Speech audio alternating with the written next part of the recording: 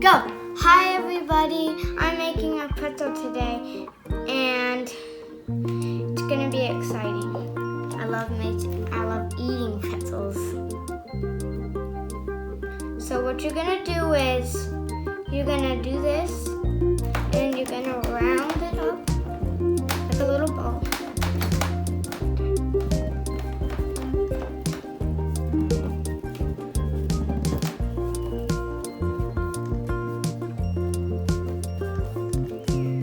There we got our little ball. You're gonna do that and then you're gonna squish it like that. And you're gonna keep going. And it turns out like that. And then after that, you're gonna do this. Make a U shape. And then put them together. There's your pretzel.